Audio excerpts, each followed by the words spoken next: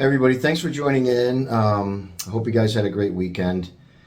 With the exception of yesterday, that game was absolutely awful. It was embarrassing. I'm embarrassed to be a Jet fan at this point. I don't even know what to say, where to start with that game.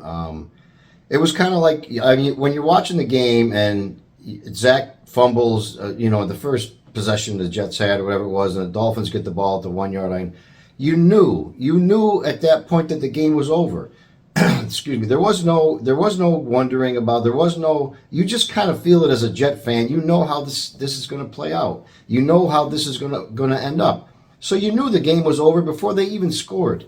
The offensive line yesterday. I know they're banged up, and I know we're on our 100th different offensive line scheme, but this is just terrible football. I mean, this is just terrible football. And I got to get to this point where you got to blame the general manager, Joe Douglas, for this.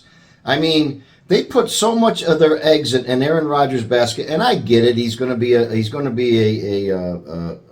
Hall of Famer, first ballot. He's won a Super Bowl 10, 12 years ago, whatever it was, and he's always MVP candidate. Almost always. I get all that, and I understand why they did this to a certain point. But getting his buddies in on this team this year, Lazard, who was absolutely terrible, had another drop yesterday, or maybe two. I can't even remember. It's really disgusting to watch. Randall Cobb is just past his play time. The other guys, and this Hackett guy, everybody he wanted on the team, basically they got. Delvin Cook. I mean, this guy's past his prime too. I just don't understand why he didn't focus more on the offensive line. Now everybody says, oh, he drafted Becton, who, by the way, had probably his worst game as a Jet. The guy, they got to let him go. There were guys running around him, almost like he couldn't do anything. He couldn't stop them.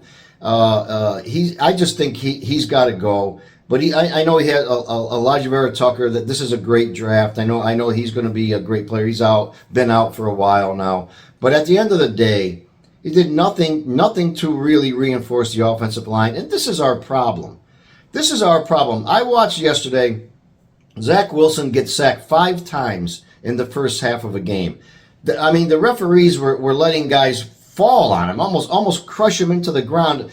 That's a whole another video we could make. If I watched yesterday the Bills game, Josh Allen got pushed, and it was a 15-yard penalty. Zach Wilson is just getting mauled out there, and once in a while we get a flag lately because we've been complaining about it. But either way, that neither here nor there. That's a whole nother video in itself.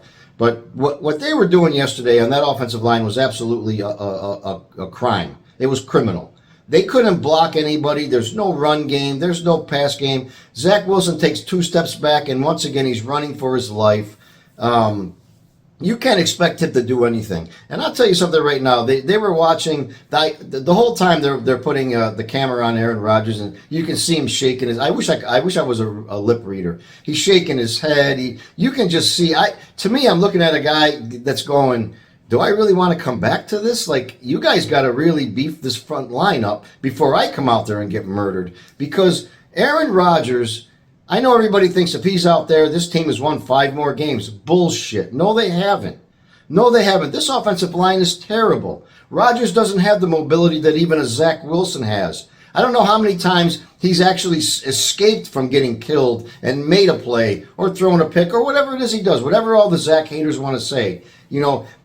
Rodgers would not be able to escape this kind of pressure. He would have been hurt anyways. I really do believe that. I don't think he would have finished the season out regardless. If he got hurt in the first game or the second game or what game. This offensive line is the core of our problems, and nothing was done about it.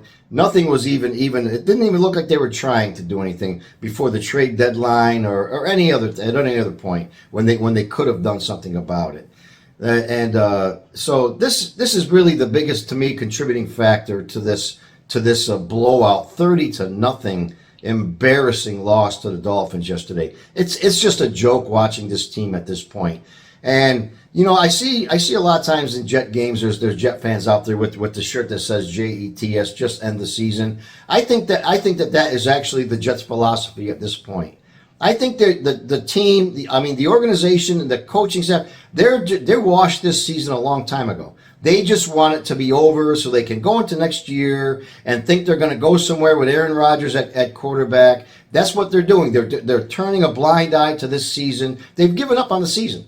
I knew that when they didn't get another backup quarterback when Rodgers went down. The next day, they should have had guys in there. They did nothing. They gave in on this season, and they knew they did, and now the Jet fans know they did after that performance yesterday. It was absolutely just despicable. It was embarrassing. It was disgusting to watch. This team just, every time when I watch a game and I say, that can't be worse, it gets worse the next time you turn around. We have that one game here or there where they beat Houston, and everybody gets our hopes up again. And what happens? The real Jets take the field on the next following Sunday. And I want to tell you something else I noticed too, is the coaching. Robert Saleh is like he's like a dead man on the sideline.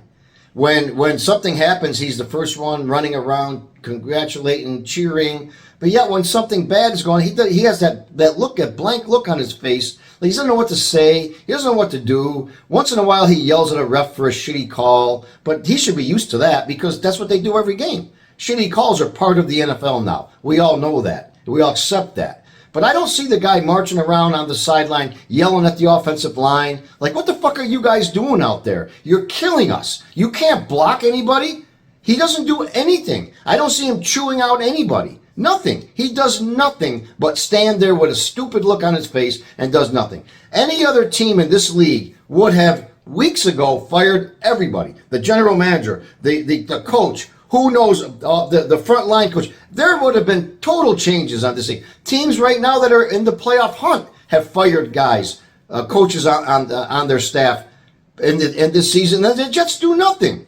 So this is telling all of us right now they've washed the season. They're hoping next year is going to be our year. Aaron Rodgers is going to win everything. We're going to the Super Bowl. This team ain't going nowhere next year, Jet fans. This team is going to do nothing next year. We've got Garrett Wilson. We don't have a legitimate number 2 receiver, so we got to pick up one of those. Maybe Devontae Adams, maybe through the draft. But what's Adams going to cost us? Another first-round pick? And what about the offensive line? This is our problem. This is the core. We don't need another fancy-ass wide receiver, another running back. We need the offense. We need blocking. Watch any football game. If you're a football fan for 5 minutes, you can see that the front line is everything. Give the quarterback time to throw. He can't take 2 steps back and run for his life and then blame him for the picks he throws or the sacks he takes. You can't do that.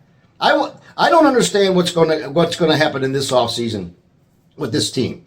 But I'll tell you right now, if they don't focus on that offensive line, I mean completely focus on it. I don't give a shit if you got to draft a kid, trade for a guy, somebody. Get somebody out there.